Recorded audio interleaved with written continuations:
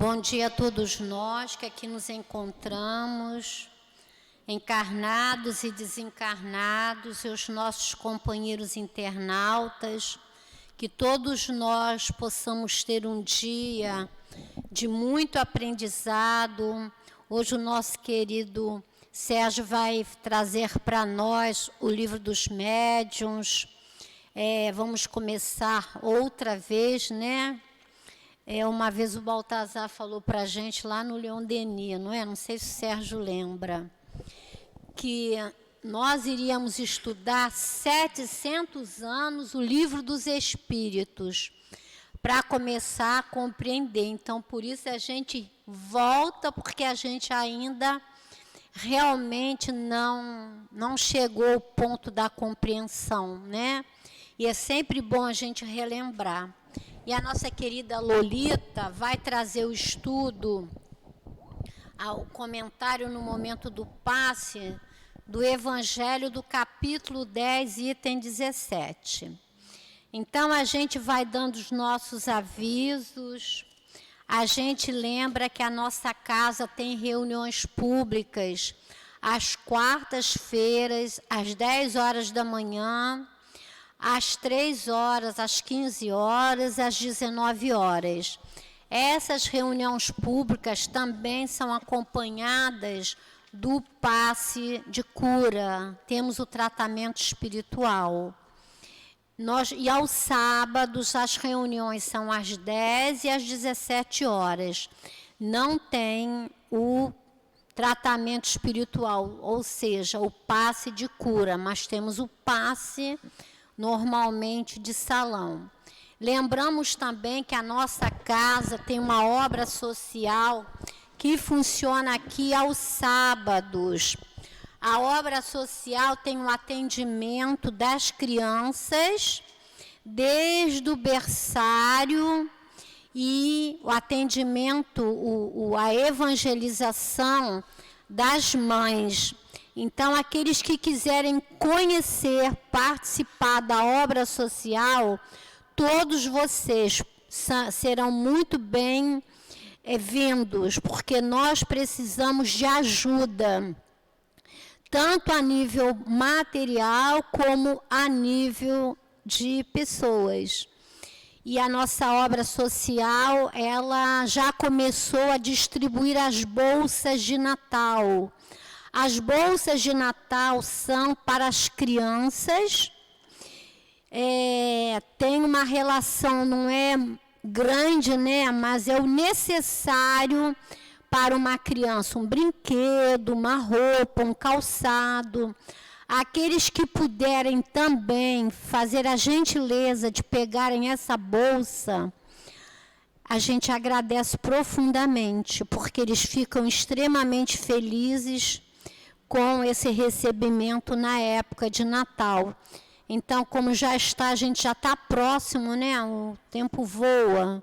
Já estamos próximos, então, aqueles que puderem ter essa gentileza de pegar uma bolsa, a gente agradece profundamente. E a obra social também, nós entregamos cestas básicas. Aqueles que puderem contribuir, a gente também agradece.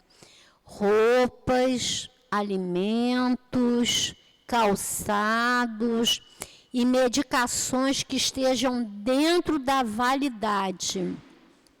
A gente também recebe. E nós temos estudos aqui diariamente, ou presenciais ou por live. A gente sempre lembra a fala do Mestre Jesus quando ele diz: conhecereis a verdade e ela vos libertará.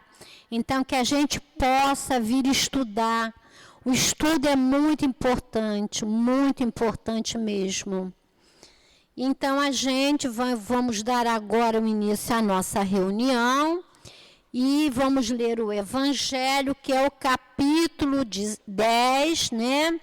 Que vai falar para nós no item 17, e é sobre a indulgência. sede indulgentes com as faltas dos outros, quaisquer que sejam. Julgai com severidade unicamente as vossas ações. O Senhor será indulgente convosco, assim como usardes de indulgência para com os outros. Apoiai os fortes, encorajai-os a ser perseverantes. Fortificai os fracos, mostrando-lhe a bondade de Deus, que leva em consideração o mínimo remorso. Mostrai a todos o anjo do arrependimento, estendendo-lhes suas brancas asas sobre os erros dos humanos, ocultando-os assim dos olhos daquele que não pode ver que é impuro. Compreendei todos vós a misericórdia infinita do vosso Pai, e não esqueçais jamais de dizer por vossos pensamentos e principalmente por vossos atos. Perdoai nossas ofensas, assim como perdoamos aos que nos tenham ofendido. Compreendei bem o valor dessas sublimes palavras, em que não só a letra é admirável, mas também o ensinamento que elas contêm. O que pedis ao Senhor quando implorais que Ele vos perdoe? Será somente o esquecimento das vossas ofensas? Esquecimento que vos deixa no nada. Porquanto, se Deus se limitasse em esquecer as vossas faltas, Ele não vos puniria, mas também não vos recompensaria. A recompensa não pode ser o preço do bem que não se fez, e ainda menos do mal que se praticou, mesmo que esse mal fosse esquecido, rogando perdão pelos vossos erros. Pedis a Deus o favor das suas graças para não voltardes a cair. A força necessária para entrar em um novo caminho, um caminho de submissão e de amor, no qual podereis unir a reparação ao arrependimento. Quando perdoares aos vossos irmãos, não vos contenteis em cobrir os seus erros com o véu do esquecimento, porquanto frequentemente esse véu é muito transparente aos vossos olhos. Juntamente com o perdão, oferecei-lhes o amor. Fazei por eles o mesmo que pedis ao vosso Pai Celeste para fazer por vós. Substituí a cólera que desonra as criaturas pelo amor que purifica. Pelo exemplo, pregai essa caridade ativa, infatigável, que Jesus vos ensinou. Pregai como ele mesmo fez durante todo o tempo em que viveu na terra, visível aos olhos do corpo, e como ainda prega incessantemente, desde que só é visível aos olhos do Espírito. Segui esse divino modelo, caminhai sobre as suas pegadas, elas vos conduzirão ao lugar de refúgio, onde desfrutareis do repouso após a luta. Como ele, pregai a vossa cruz, todos vós, e subi penosamente, mas também corajosamente o vosso Calvário, no alto do qual está a glorificação. É uma fala do apóstolo, é uma fala de João, o bispo de Bordeaux, 1862. Vamos então, elevando nossos pensamentos, nossos sentimentos até o coração amoroso do Mestre e do Médico Jesus. E pedindo a Ele que ajude a todos nós que aqui nos encontramos. E como abençoe o nosso querido Sérgio, que irá trazer o seu estudo. Que o nosso altivo possa inspirá-lo para que ele possa nos trazer os seus conhecimentos, que esses conhecimentos nos libertarão de algumas amarras. Pedimos também que ele possa envolver a nossa Lolita, que falará no momento do passe. E que todos nós aqui possamos sentir essa energia que nos chega, aqui encarnados e desencarnados, e os nossos queridos internautas. Então, em nome de toda a equipe espiritual da nossa casa, em teu nome, Mestre Jesus, mas acima de tudo, em nome de Deus, que é o nosso Pai, é a Ele que solicitamos a permissão para darmos por iniciado a reunião pública do Livro dos Médiuns da manhã de hoje. Graças a Deus. O nosso querido Sérgio, ele irá falar sobre o primeiro capítulo do Livro dos Médiuns, do item 1 ao item 6. Mas ele também vai falar um pouquinho sobre a introdução. E eu vou ler só o primeiro parágrafo da introdução. Todos os dias, a experiência nos confirma a opinião de que as dificuldades e as decepções que se encontram na prática do Espiritismo têm sua origem na ignorância dos princípios desta ciência. E nos sentimos felizes de ter constatado diretamente que o trabalho que fizemos para precaver os adeptos contra os torpeços de um noviciado produz frutos e que muitos conseguirão evitá-los com a leitura desta obra. Que o nosso querido altivo te abençoe sempre, Sérgio.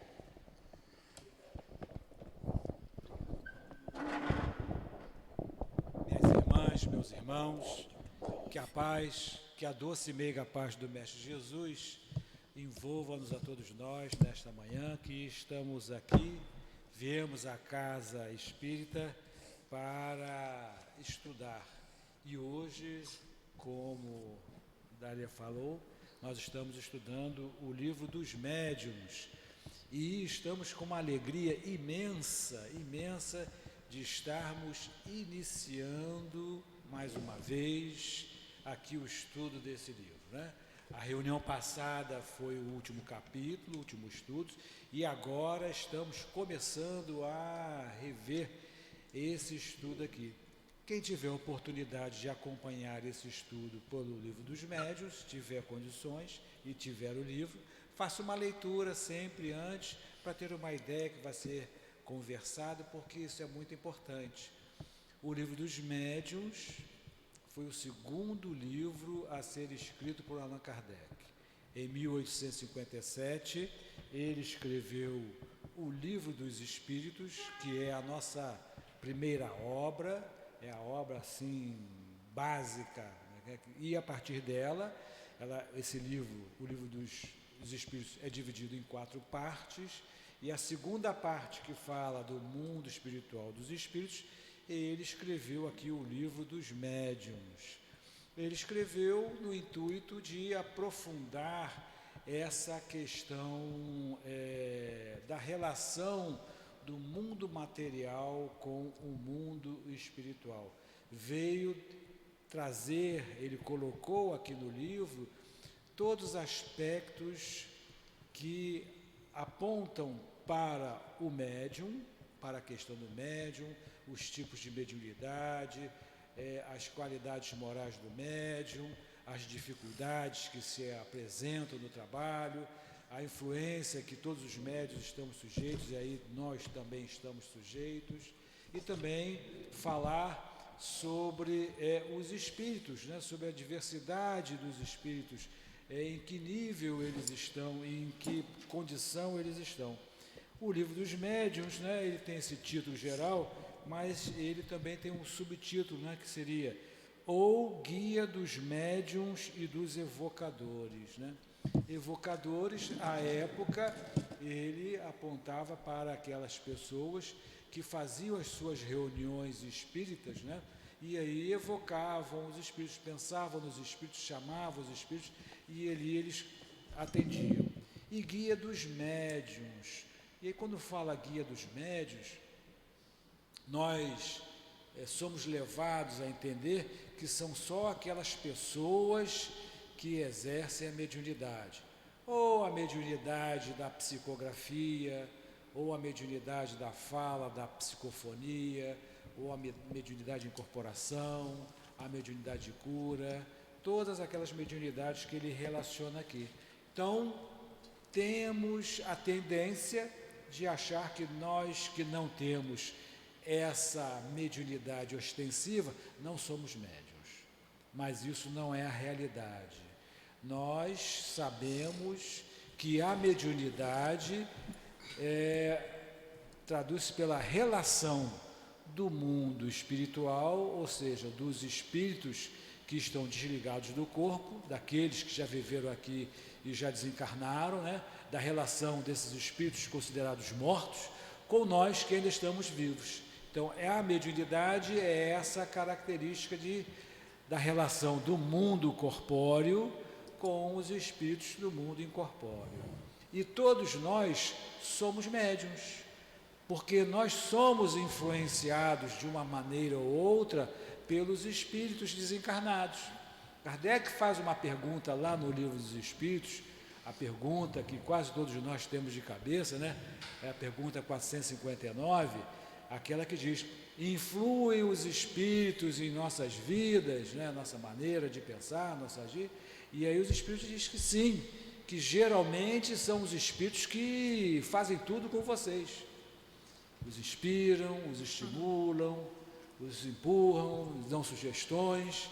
Então, nós somos médiuns. Então, nós podemos dizer assim, temos a categoria de médiuns que são mais ostensivos e temos, assim, uma categoria de médiuns latentes. Mas nós somos médiuns nessa situação toda, porque nós estamos sujeitos à intuição. Nós recebemos a intuição. Então, a intuição e a inspiração.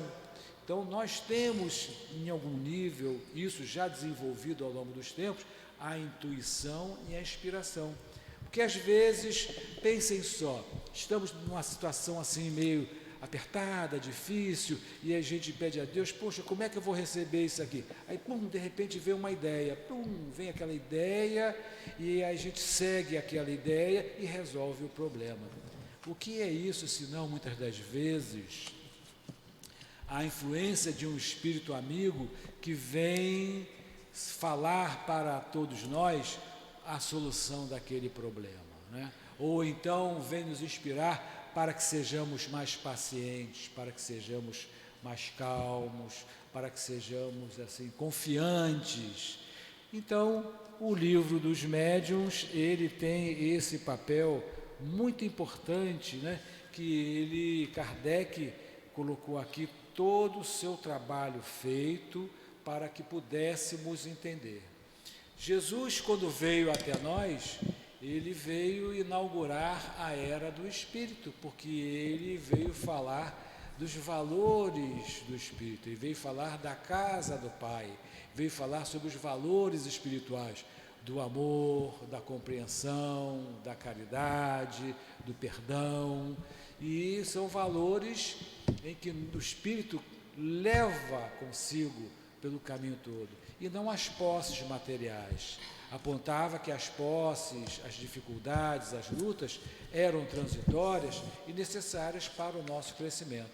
Então, Jesus ao inaugurar a era do Espírito, ele também veio trazer à luz a mediunidade, dessa possibilidade de relação com os espíritos que já desencarnaram. E nós temos aí aquela situação lá do Monte Tabor, quando tem a transfiguração, em que Jesus sobe o Monte Tabor, né, lá com João, com Pedro e com Ananias, se não me engano. E aí, ali há um fenômeno da transfiguração e da materialização de Moisés e de Elias.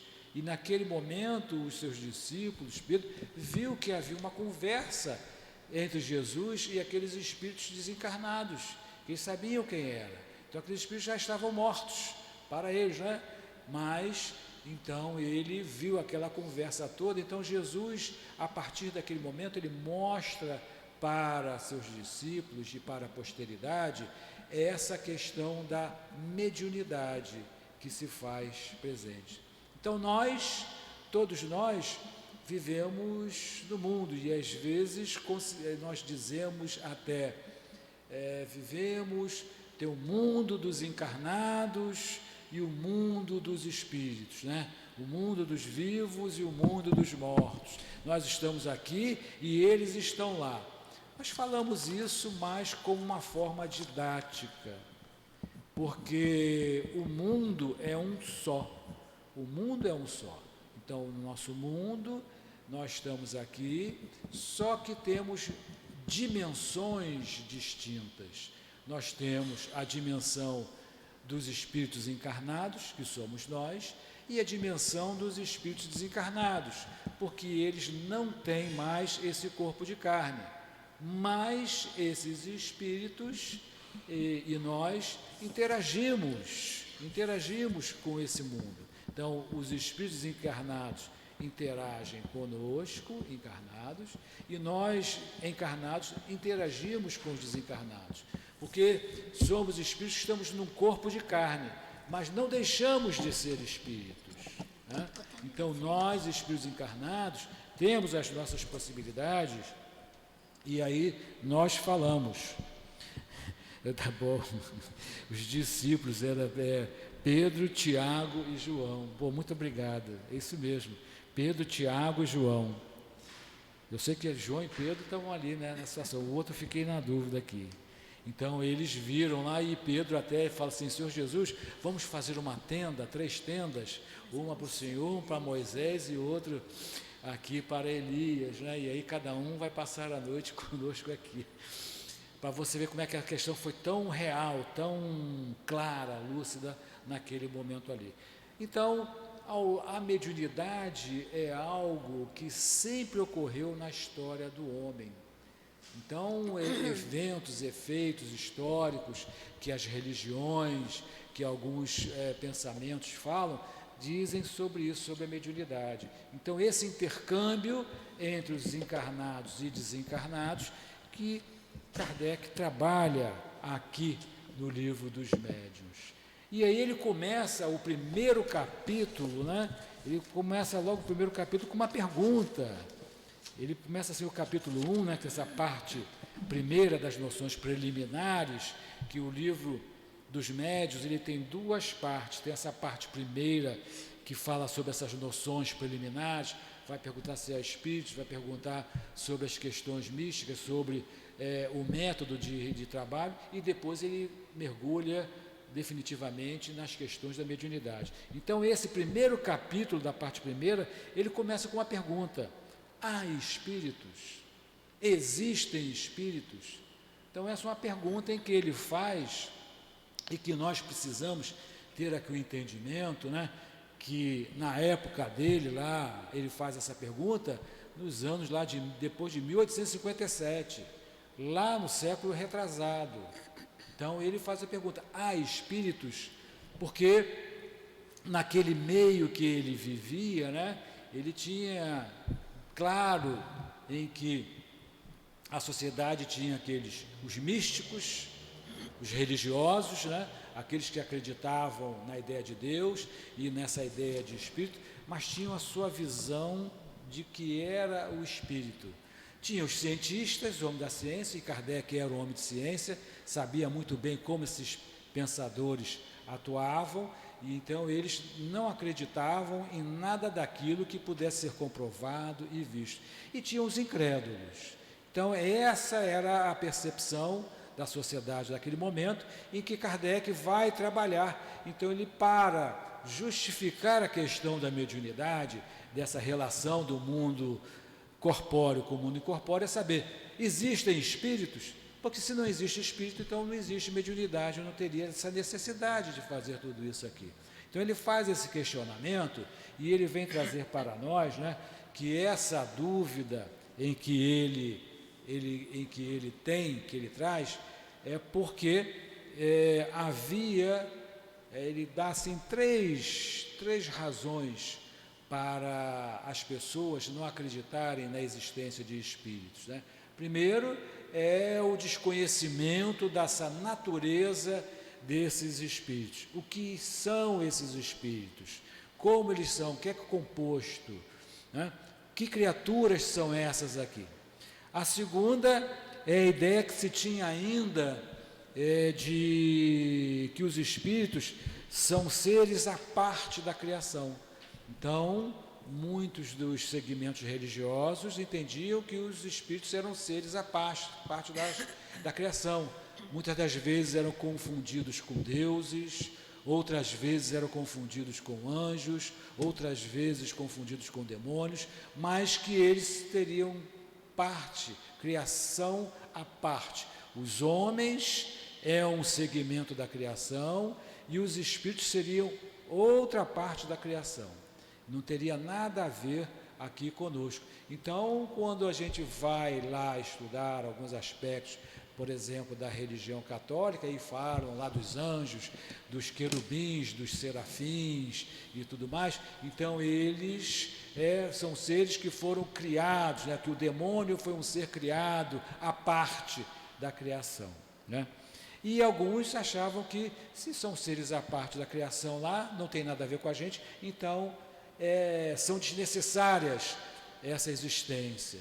Então, daí é esse entendimento que se tinha na época. E hoje ainda temos alguns segmentos, algumas pessoas que têm esse pensamento, acham que esses espíritos são seres à parte, né? Então, quando a gente vê alguns companheiros falando assim, não, isso é coisa lá do demônio, isso é coisa dele, que está disputando com Deus, ainda temos esse pensamento.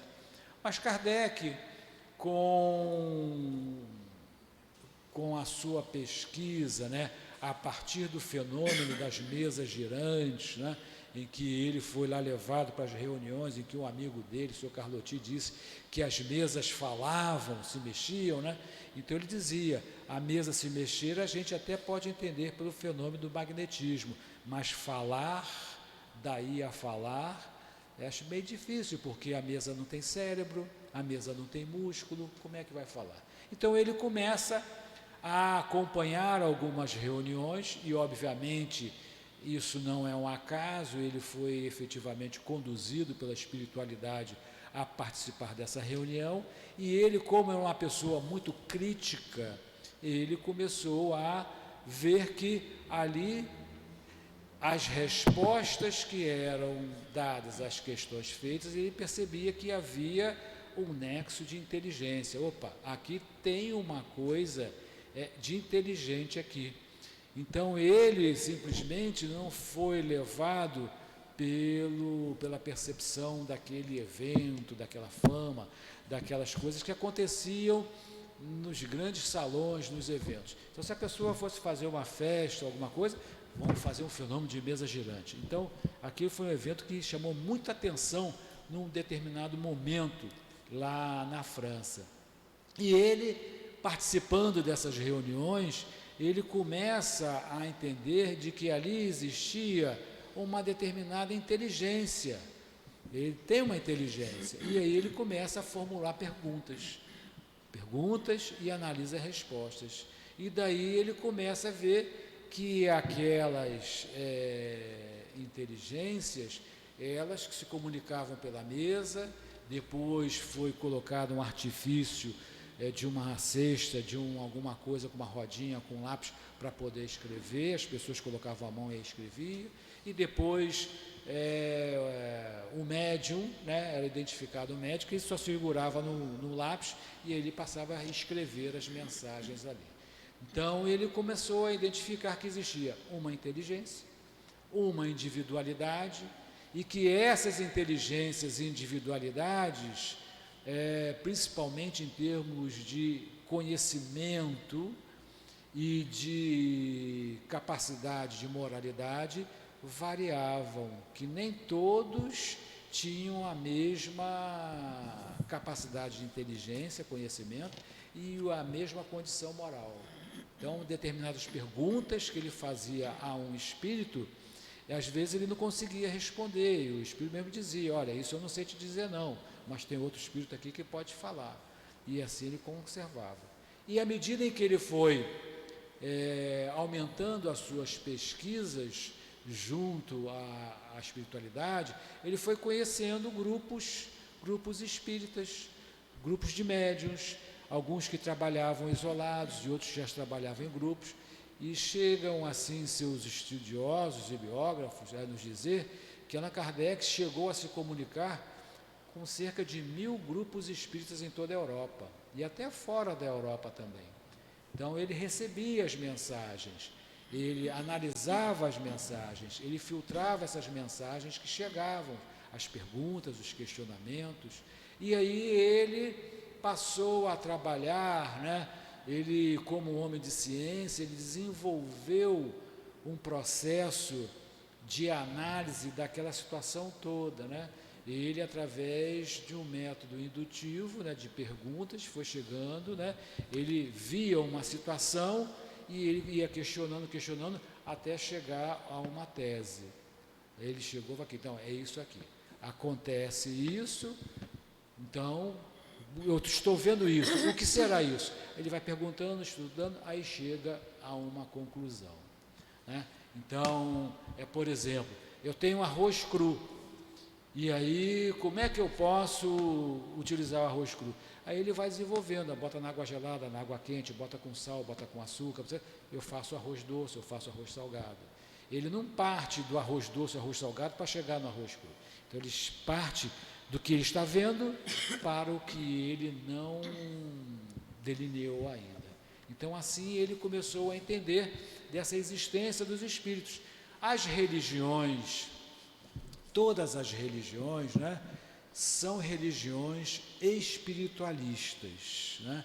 E ele, como veio trazer uma mensagem nova, e havia aquela discussão, como falei aqui, sobre os místicos que acreditavam em Deus e os cientistas que eram céticos, então, naquele momento, qualquer ideia, qualquer palavra, qualquer conotação ligada ao espiritualismo não era aceito pela ciência. Então, por isso que Kardec nos traz aqui todo um linguajar novo, um vocabulário novo sobre o que ele estudou, né? A ideia de perispírito, a ideia do mundo espiritual, né? Então ele traz aqui a questão do espírita e do espiritismo e dos espíritas. Então, ele não dá um enfoque de espiritualismo, porque as religiões eram espiritualistas. Espiritualista é aquela pessoa, é todo aquele que acredita que existe alguma coisa depois da morte, né? E aí nós vamos ver que as religiões, cada religião, ela tem uma percepção diferente sobre isso. Algumas religiões entendem que depois da morte, a alma que habita, né, nós, a alma, nossa alma do corpo físico, depois da morte do corpo físico, essa alma ela vai se juntar a um todo universal.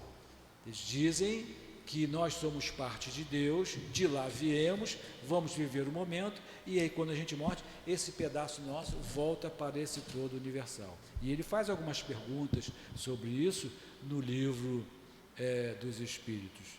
E algumas outras religiões, né, entendem que depois da morte, né, como os nossos irmãos evangélicos, eles acreditam que se você aceitou a Deus, aí então você já vai para uma situação de felicidade, de paraíso, né? Você vai, já morreu ali, se você disse assim, eu aceito Deus, né?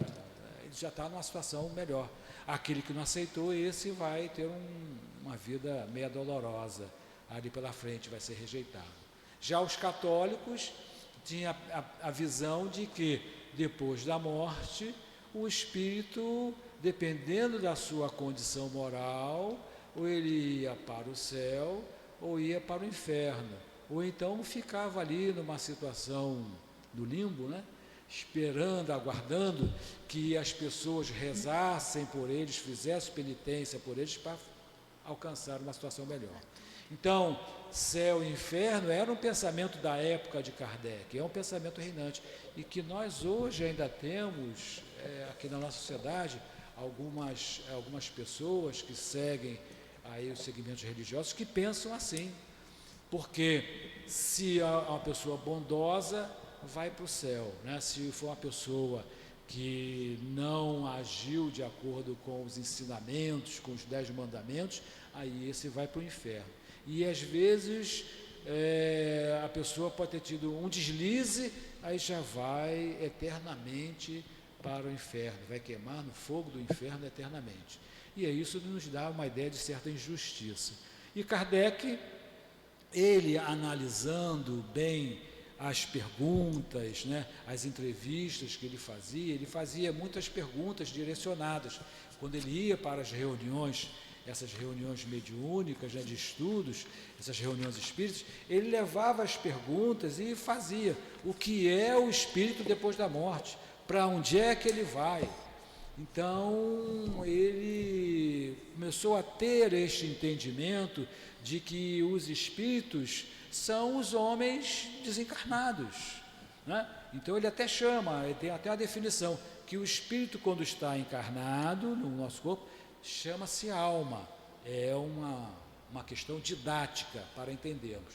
Quando nós falamos de alma, é o espírito que está no corpo, está vivo aqui na Terra, e espírito é o espírito que está desencarnado, fora do corpo de carne. E o espírito, ele, assim como nós aqui na Terra, né, nós olhamos, nós sabemos que temos pessoas dos mais diversos níveis, né?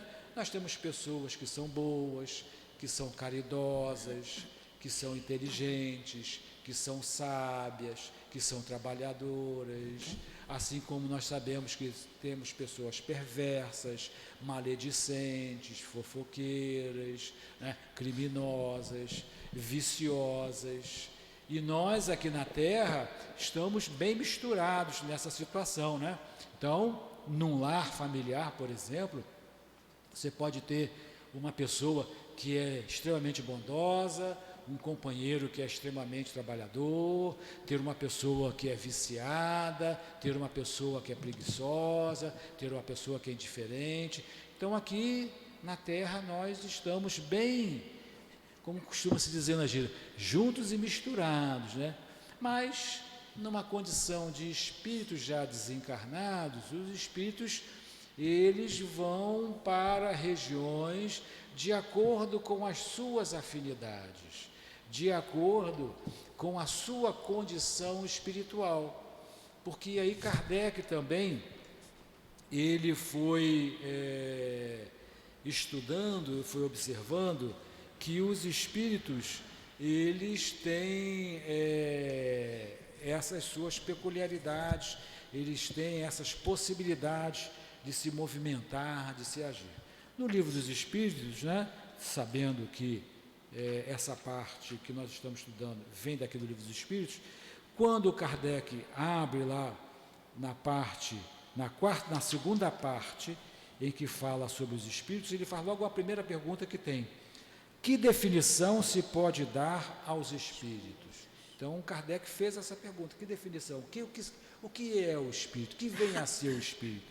E aí ele tem a seguinte resposta: pode-se dizer que os espíritos são os seres inteligentes da criação. Então ele fala assim: opa, são os seres inteligentes da criação. Porque lá atrás ele fez essa pergunta indiretamente, né? quando ele fala sobre lá a matéria. Então, lá atrás, os espíritos já haviam respondido, olha, existe o princípio material e o princípio espiritual. E, acima de tudo, Deus, que é o criador desses dois princípios. Então, essa é a trindade universal, que às vezes na Igreja Católica, eu me lembro do meu catecismo, lá quando era criança, falava sobre a trindade, né? Falava sobre a trindade universal. Dona Conceição falava para a gente lá, e ela falava sobre essa trindade universal, né? Em nome do Pai, do Filho e do Espírito Santo. Então, essa é a situação. O Pai é Deus, o Filho é essa matéria, e o Espírito Santo é esse princípio inteligente. Então, essa é a trindade universal. E aí, com isso, Kardec pergunta, mas o que é o Espírito? Então, o Espírito é o princípio inteligente. Então, tudo aquilo que não é inteligente é Espírito. Então, aqui, o microfone, né, a parede, a mesa, o livro, não é inteligente. E o que é inteligente é o Espírito. E esse princípio inteligente, ele atua nessa matéria. Então, eles dizem assim, povoam o universo fora do mundo material. Então, os espíritos estão em todo o universo.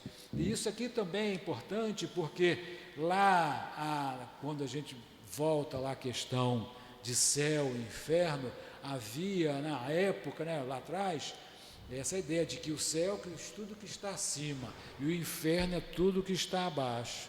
Então, com o avanço da ciência, né, com o avanço lá da astronomia, o homem começou a pesquisar com os telescópios, vindo ali, que acima do céu, acima das nuvens, achava que em cima das nuvens, os anjos ficavam em cima das nuvens, e aí quando os primeiros homens que começaram a voar no balão, a vontade deles era atravessar as nuvens para achar esses anjos lá. Então eles subiam, congelavam lá e não via nada e voltavam. Então a ciência identificou que não existe nada aos nossos olhos, né, que venha respaldar esse pensamento. Assim como a geologia, que começou a mergulhar na terra, fazer os buracos, descobrir as cavernas, as pesquisas, não viu nenhum inferno na situação. E também a astronomia, né, como nos mostra, o planeta Terra está no céu, está lá no espaço, está no espaço, flutuando no espaço. Então, o que é acima e o que é embaixo, né? Então, se nós temos uma esfera, acima seria aqui. Quem está desse ladinho aqui, acima seria aqui. Então, essa questão de acima e abaixo se perde nesse contexto. Então, os espíritos povoam todo esse mundo material, né? E aí, Kardec faz mais outra pergunta. É correto dizer que os espíritos são imateriais? E aí ele vai dizendo, né? E lá pelas tantas da pergunta ele diz, imaterial não é bem a palavra, incorpóreo seria mais exato, né? Pois deves compreender bem que o espírito, sendo uma criação, deve ser uma coisa, é matéria quintessenciada, uma matéria bem rarefeita, bem diferente. A gente pode trazer um exemplo grosseiro aqui, né?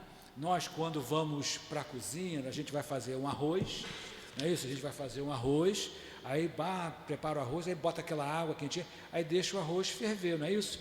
Aí quando o arroz está fervendo, a gente, perto da panela, a gente vê aquele vapor da água subindo, a gente vê o vapor da água subindo, mas mais um pouco a gente já não vê, mas se a gente botar a mão, a gente vai perceber que tem alguma coisa ali. Então, essa é uma matéria que ele seria essa matéria rarefeita, quintessenciada, que a gente não consegue enxergar. E é uma matéria que é muito mais refinada, mais fina que essa, que envolvem aos espíritos aqui. E aí nós não percebemos. E Kardec, nesse capítulo, ele fala também para a gente sobre essa questão, né? Eu fiz até uma anotação aqui, em que todos nós estamos mergulhados, né? Lembre-se daquele que eu falei ainda há pouco, Deus, Espírito e matéria, né? Então, o princípio inteligente e o princípio material, e esse princípio material, ele chamou a época de fluido cósmico universal. Então, na época dos anos de 1850 alguma coisa, a ciência estava encaminhando, então não tinha essas definições todas. Então ele chamava de fluido elétrico, fluido magnético, fluido cósmico universal, que é esta matéria que está aí espraiada por todo o universo. É uma matéria assim, primeira, mais pura, mais fina, e que ela, ao se combinar com outro, né, então um pedaço do fluido cósmico universal, quando se junta com outro pedaço, aí vai dar um fluido universal mais denso. Aí se tiver calor, aí vai dar outro, se tiver frio, vai dar outro, e vão se misturando até chegar a essa matéria que nós conhecemos aqui, né, que nós somos formados: ferro, cálcio, iodo, manganês, o plástico, esses polímeros todos aqui. Então esse material todo aqui é consequência dessa adensificação, dessa qualidade desse fluido, dessa matéria mais rarefeita lá, como se fosse aquele vapor d'água, em que ela vai se adensificando e forma aqui. Então, o espírito, em que ele fala aqui que é imaterial, que é uma energia, que é alguma coisa que nós não conseguimos definir, esse espírito, ele atua aqui no corpo físico por intermédio de um outro corpo espiritual. Então nós temos o espírito, que é essa energia que nós não sabemos ainda bem definir, essa força, essa coisa, essa centelha, que a gente não consegue dizer ainda, mas essa coisa, ela é envolvida por uma matéria, e esta matéria que faz essa ligação com o nosso corpo físico. Então essa matéria que faz a ligação do espírito com o corpo físico, ele chamou de perispírito, que está envolvendo o espírito. É como se nós fizéssemos assim, ele traz até a figura de uma fruta. Vamos pegar um abacate. Quando a gente corta o abacate, a gente vai ver o caroço, aí vai ver aquela massinha gostosa que a gente gosta de fazer ali, o creme, uma vitamina, e tem a casca. Então, mal comparando, o caroço seria o espírito, aquela parte que a gente chama de perisperma, ele chamou de perispírito, e a casca seria o corpo. Então, de uma forma assim bem grosseira, seria a situação. E esse perispírito, ele tem uma matéria que é retirada do nosso mundo, do nosso planeta. Então, essa nossa formação desse perispírito, ele é de matéria do planeta, e essa matéria está no nosso corpo físico também. Então, daí haver um nível de ressonância, de ligação entre o espírito e o corpo físico.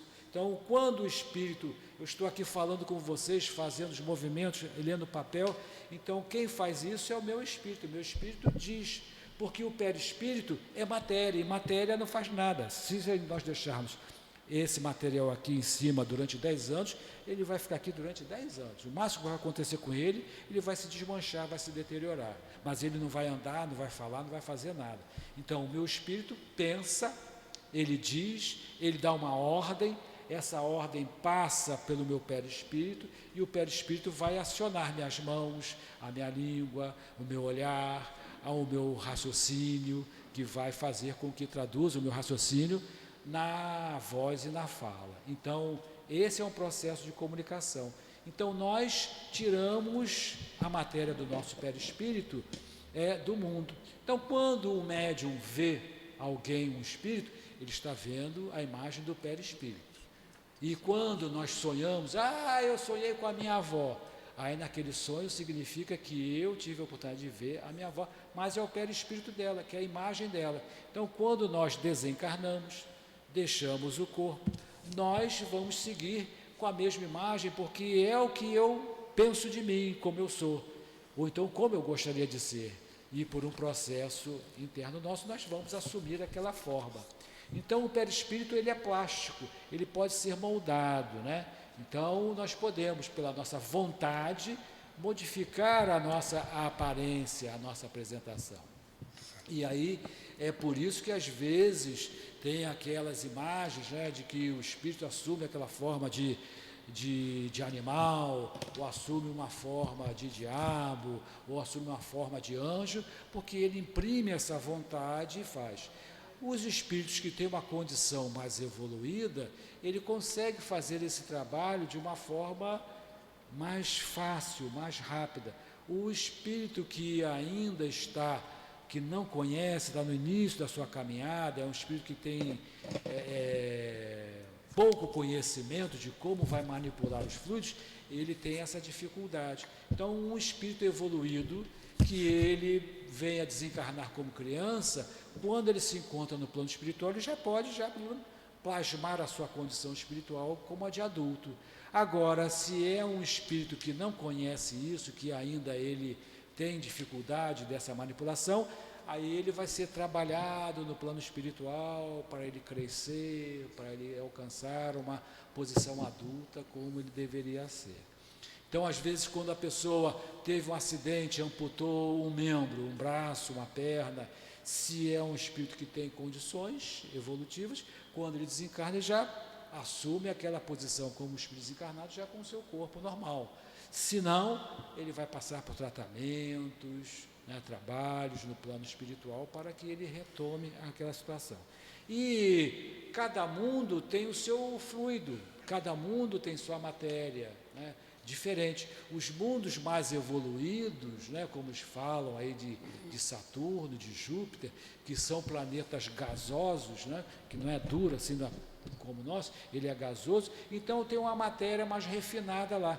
Então os espíritos que habitam aquele mundo, eles têm uma matéria do seu corpo espiritual mais refinada.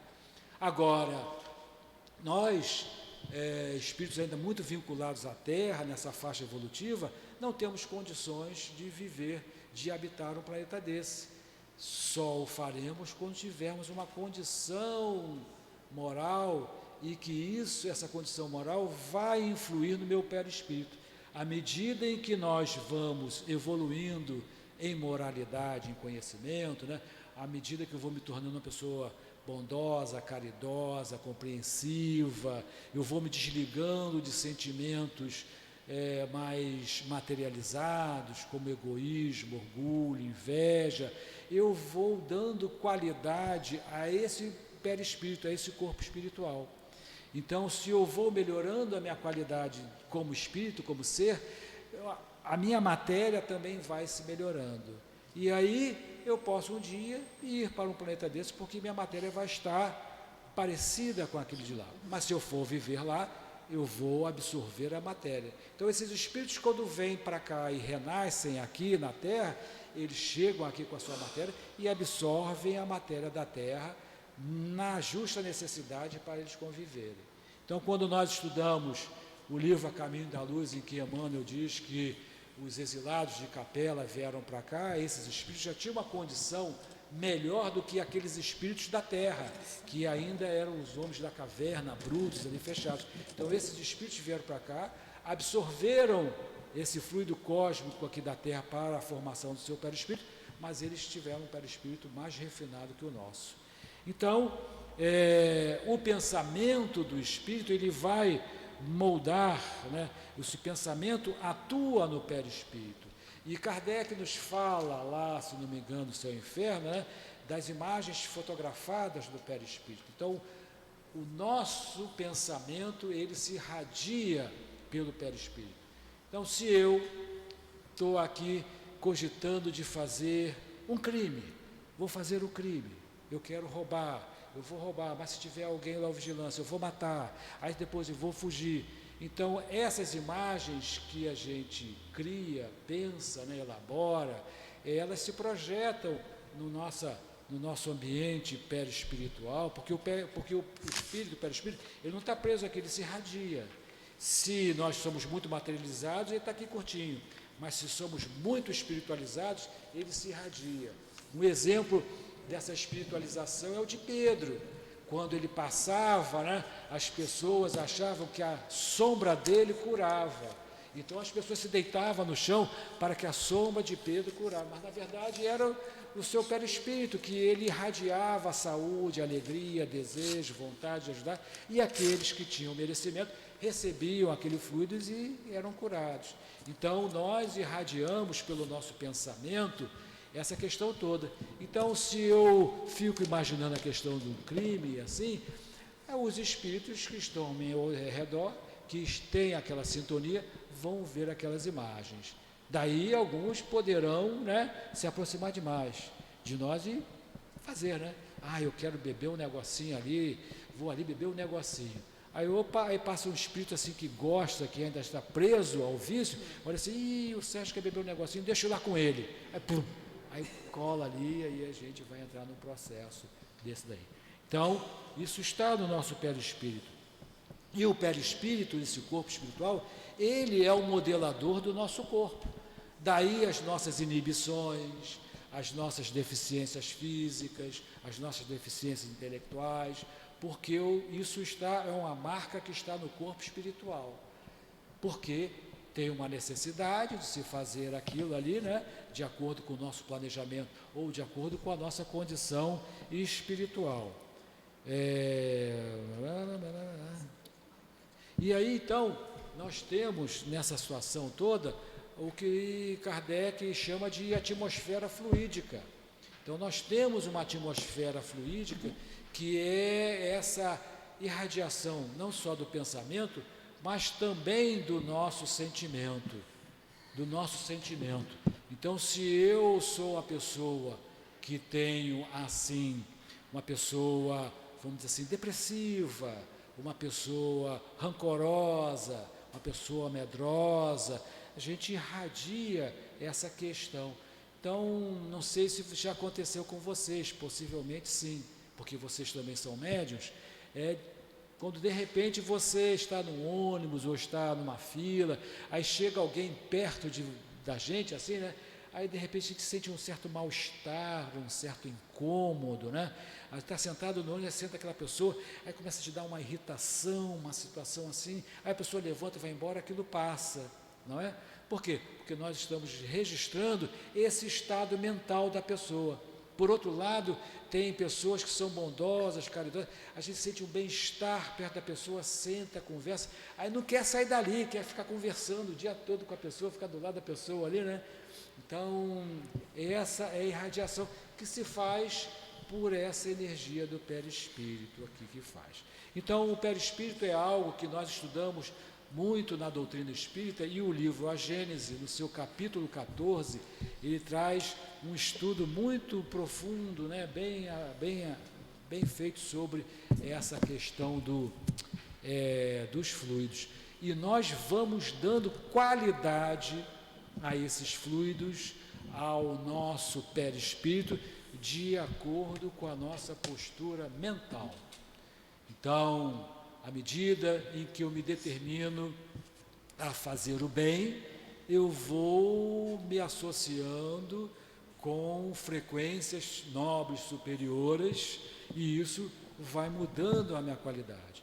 E aí, a vinda à casa espírita é um dos caminhos que nós temos, né? Vir à casa espírita, ouvir as palestras, tomar o passe, beber a água fluidificada, participar dos cursos que a casa oferece, participar dos eventos de ação social que a casa faz, junto a seus assistidos. Nós estamos trabalhando o nosso pensamento e sentimentos em torno do bem. À medida que eu me isolo e continuo resmungando aqueles mesmos problemas, né, a gente vai sofrer. Eu até me lembro de um desenho que tinha aqui, que era do Leão da Montanha e da hiena, né? Que o Leão da Montanha sempre dizia: vamos lá, Hard, vamos conseguir hoje, o que a gente tem para hoje? Vamos conseguir nosso alimento, vamos fazer, vamos viver a vida, vamos fazer. Aí a hiena diz assim: dia, não vai dar certo, vai dar ruim, a gente nem sai de casa, já sai reclamando, puxa, está chovendo, vai estar engarrafado, vai estar o trânsito, vou chegar atrasado, o chefe vai brigar comigo, vai acontecer isso, vou perder meu horário.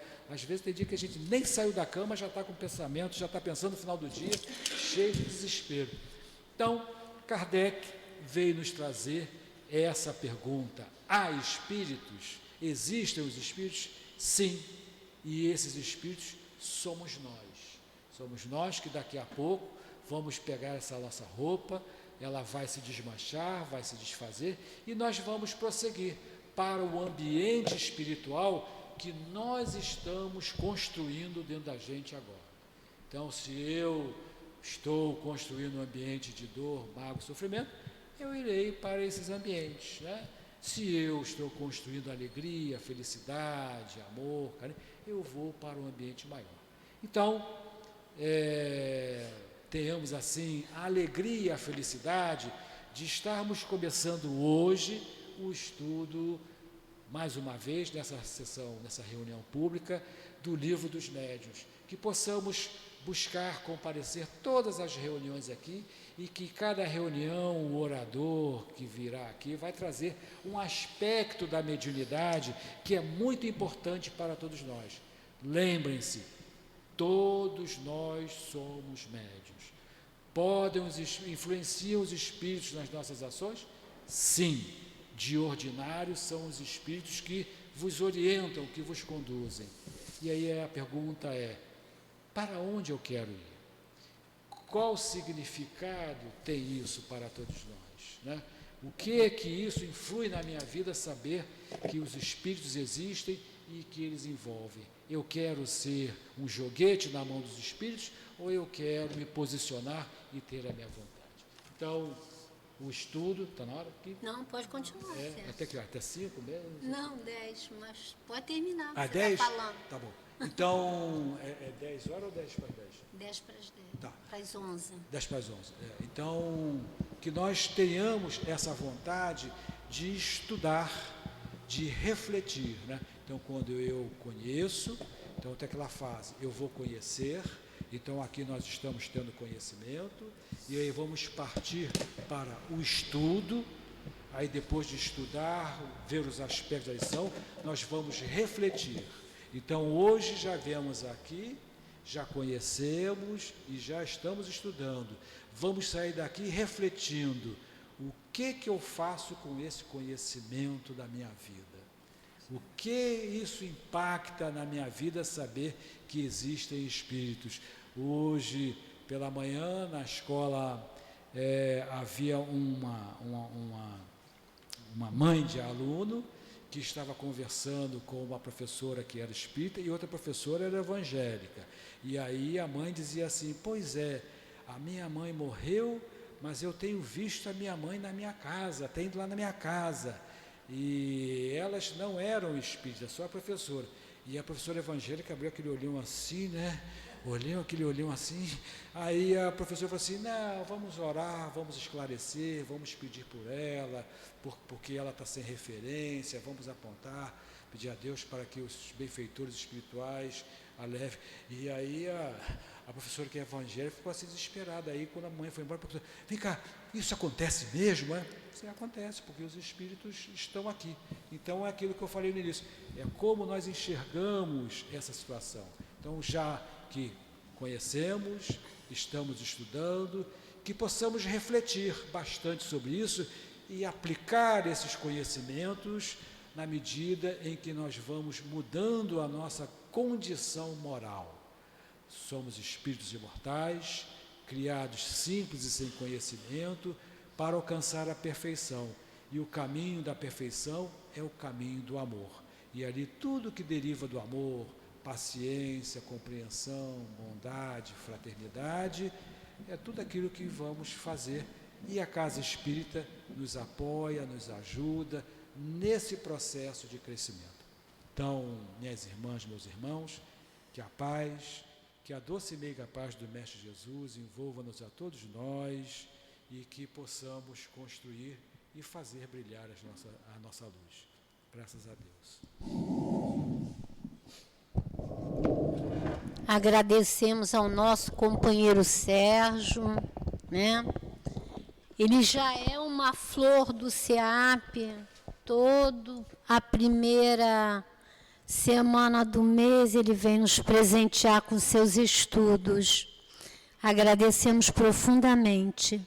E vamos agora passar para o segundo momento da reunião, que é o momento do passe, onde nós aqui na nossa casa vamos solicitar aos médiuns que se posicionem para o momento do passe.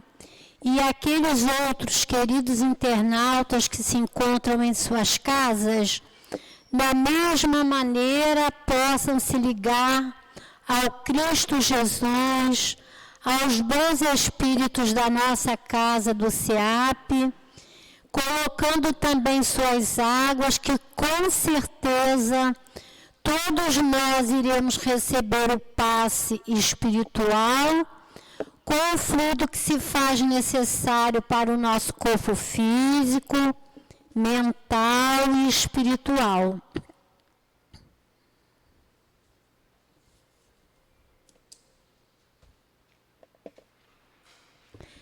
Então vamos agora conversar com Jesus.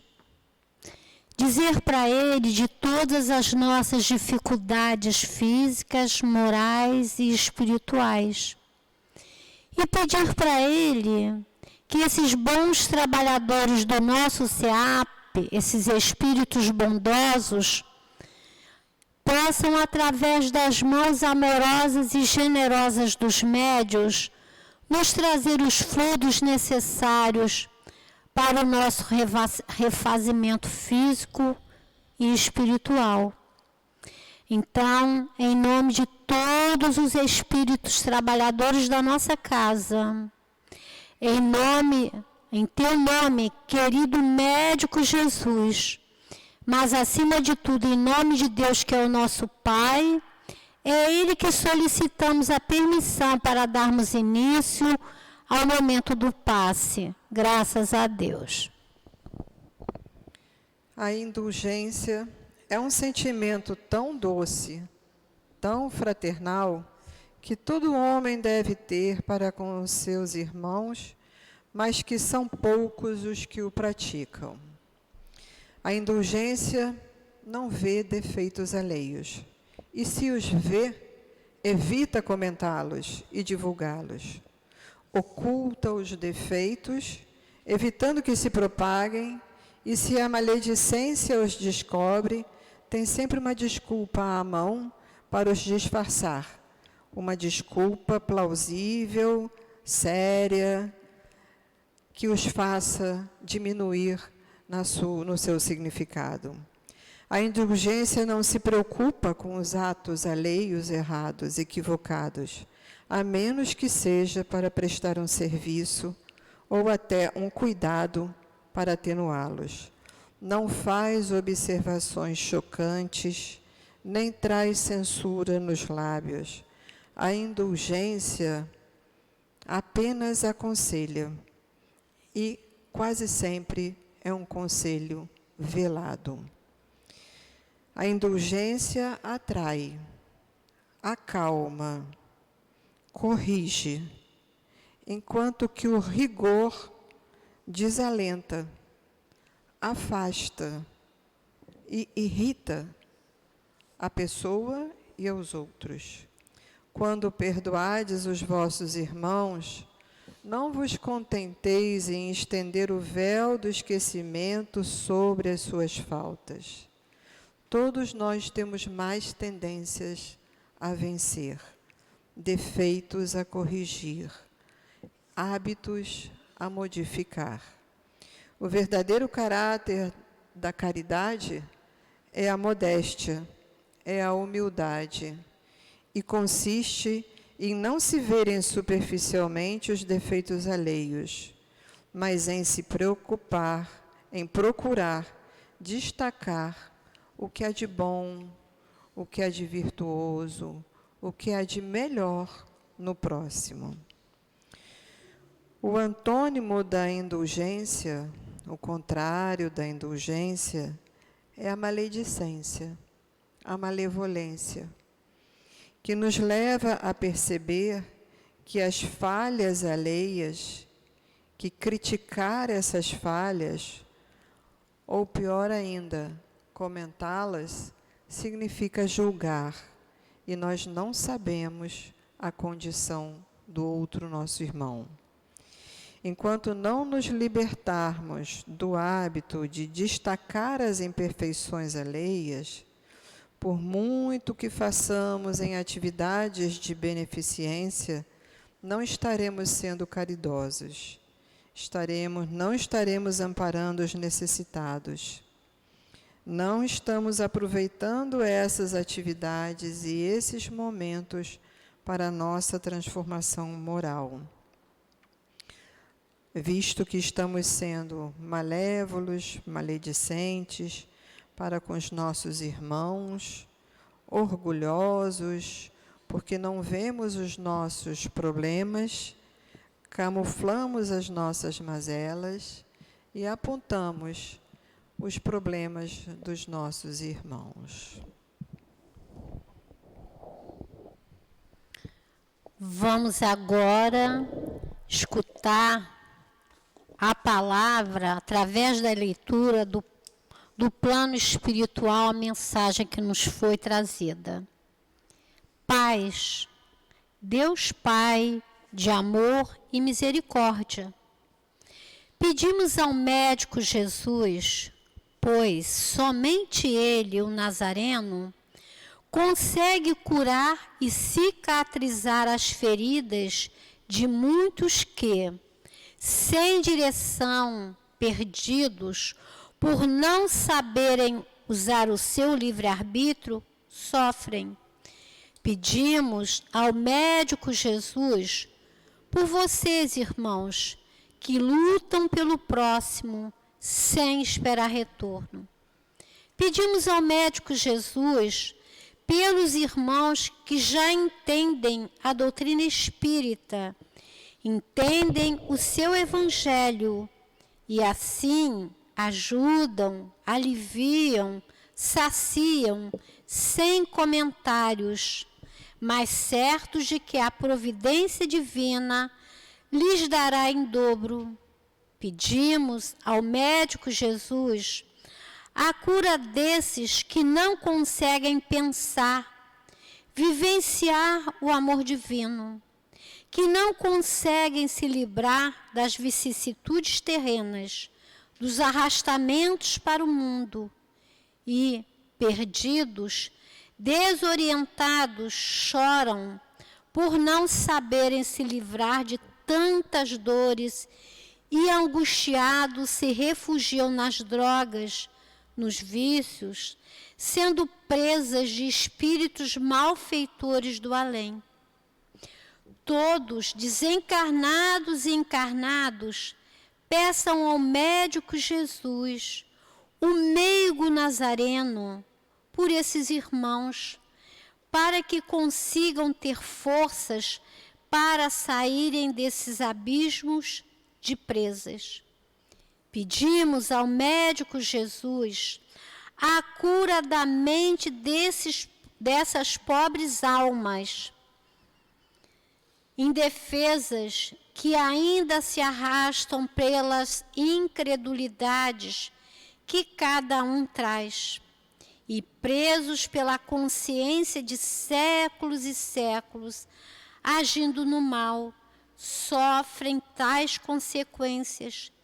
Pedimos ao médico Jesus por esses seres voltados para o mal, porque somos irmãos também, filhos de Deus, o Pai de amor. Pedimos ao médico Jesus para que chegue o instante de verem sua grandiosa luz raiar sobre si e com essa maravilha sentirem-se livres dos arrastamentos, curados e libertados do mal.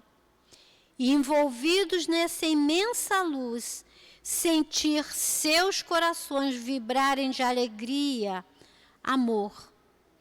Agradecidos em sã consciência ao Pai de amor, o meigo Nazareno, o Mestre Jesus. Gratos aos irmãos que o ajudaram, encorajaram, e a outros com palavras, com abraços acolhedores, a trocarem os seus farrapos por sedas e os alimentos com o pão. E não mais incrédulos, mas com fé e esperança, caminharão rumo ao progresso, seguindo o guia modelo, o meigo nazareno, paz para todos, um guia trabalhador do Cristo. Envolvidos nessas vibrações do estudo da manhã, no passe espiritual, envolvidos com essa mensagem amorosa desses bons espíritos, só temos que agradecer a oportunidade daqui estarmos envolvidos na doutrina dos espíritos, que nos esclarece, que nos orienta. Agradecer ao nosso muito amado altivo Panfiro, que intui a cada um de nós. Agradecer a esses trabalhadores do nosso SEAP. Agradecer a Ti, Mestre Jesus, médico e pastor de nossas vidas. Mas, acima de tudo, agradecer a Deus, que nos deu a oportunidade desta reencarnação e que nos criou por amor e para esse imenso amor. E em Teu nome, em nome do Teu amor, Pai, solicitamos a permissão para darmos por encerrada a reunião pública da manhã de hoje. Graças a Deus.